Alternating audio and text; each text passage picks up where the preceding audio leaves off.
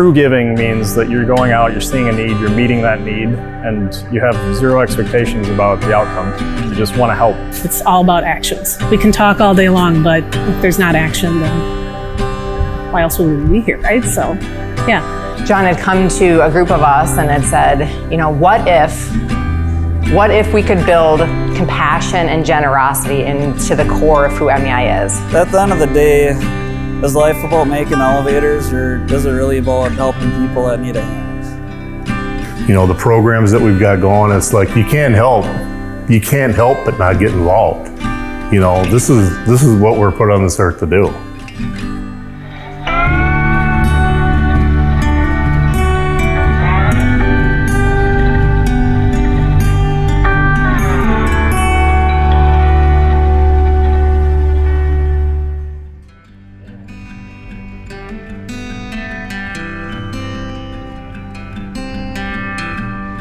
A lot of these homes got flooded both from the floodwater that came in, but also from sewer water and other things that came up through their basements. We'll rip out walls, anything that's been touched by the floodwater. We'll rip out insulation, flooring, whatever's needed, spray it with chemicals, get it back to a safe and livable space.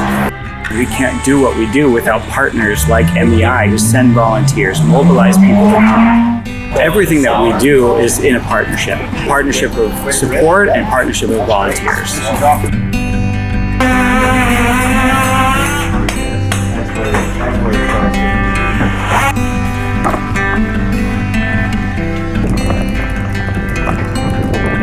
We met some really incredible families today, people that really needed our help. We had an opportunity to provide it. It was just a really uplifting, and I would call it a very rewarding experience for me.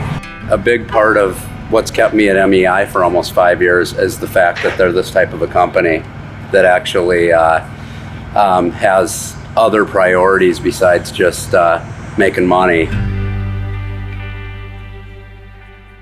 Maybe 10 years ago, we were starting to hear from employees that, you know, it had to be more than just work, more than just welding, more than just quoting jobs. We live, breathe, sleep, work in the elevator world.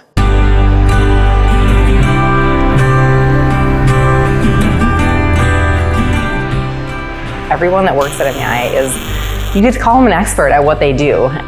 So what MEI does is really important, right? But it's also the why behind what we do is really significant. And really the why behind what we do is doing good by helping others.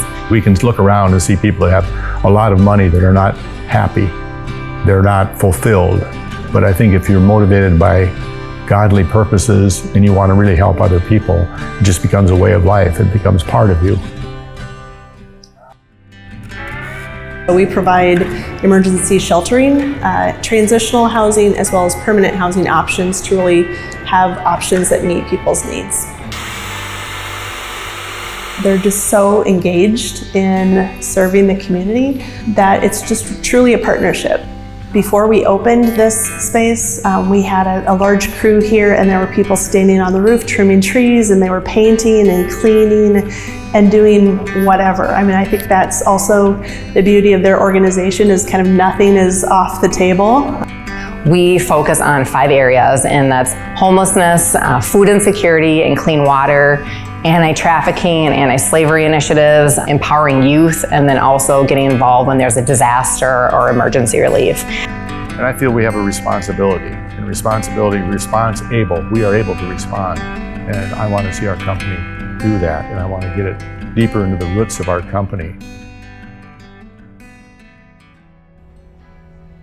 So the Backpack Food Program is an effort to get the kids in our community, in our school districts, to ensure that kids who need meals on the weekends have meals. Nobody needs hungry kids. This community, the state, the country, we need to do better. We need to take care of these kids. We need to get them nourished. So that's why I do it. The opportunity that he's allowed us to not just build elevators that lift, but through action, we are also lifting people as well. And that's not my play on words, that's John's. But it's something that has been a really really great experience. And like I said, you can ask any employee. They're gonna feel the same way. So.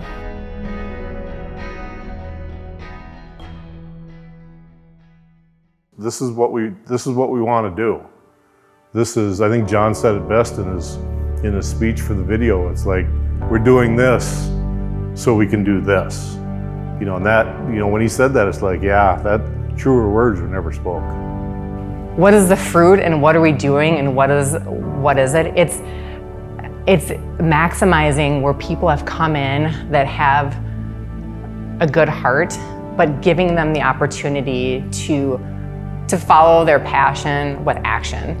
Try to connect as many people with what they're passionate about helping with as we can. So. Hey, I'm Paul Rollenhagen. I'm Brittany Stover. A little nervous.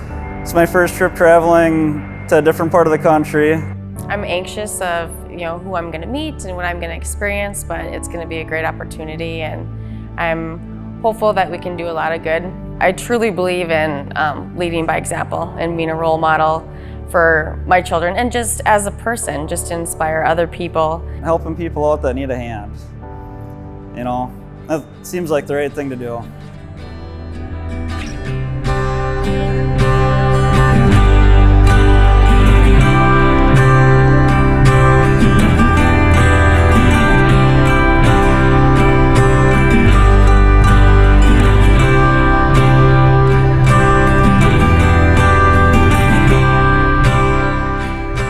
I know when we left, we were all very, very changed, for the better, and just absolutely in awe of what other people are going through and just kind of the good things you can do without really going far or really even doing a lot, but that means a lot to other people.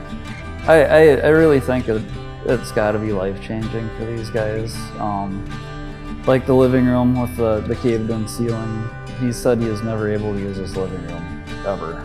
So he was just so excited to be able to hang out in his living room and maybe watch some TV if they get a TV someday, and just live a normal life. That week really had changed my life. Just to see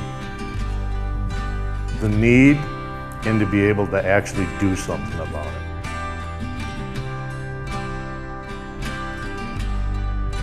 And so you're driving through the mountains in Guatemala, and you come up to this huge, gated facility. It looks like a compound. And they roll back these big double gates, and you go in, and there's all these little tiny houses within this big gated area. They're all painted like pink and blue, and there's a big playground in the middle, and there's a big building that everyone gathers at. And going in, and I had lunch with maybe 50 little girls that were ranged between 10 and 14, that had all been either sex trafficked or sexually abused. And it was so cool to see this group of people that decided to do something about it and built this aftercare facility, and they were helping these girls with their mental health, helping them to realize that you're worth something and you're loved, and just to see that this group of people decided to do something about it, and just the amazing thing that they had built, that sticks out in my mind, and it helps me to daydream about what could we build, what can MEI do. So yeah. We can't help everyone. John has always said that. We can't help everyone. But if we consistently look for gaps in areas that we can take a little bit of what we've been gifted with and share, if we consistently err on the side of compassion and generosity, we're all going to be better for it. I don't think we'll ever sell an elevator in the Appalachian area. Maybe, but that's not our intent. We will never sell an elevator in India. We'll never sell an elevator in South Sudan. And I think as we give without a hook, without an agenda, if we can keep ego and greed out of the door, we can continue doing that. That's my hope and prayer. What we really are looking for is a ripple effect. It's not so much, hey, look at us, look at MEI, look at John Robbins, or look at, no, can we have a ripple effect? It's not look at me, it's look at you.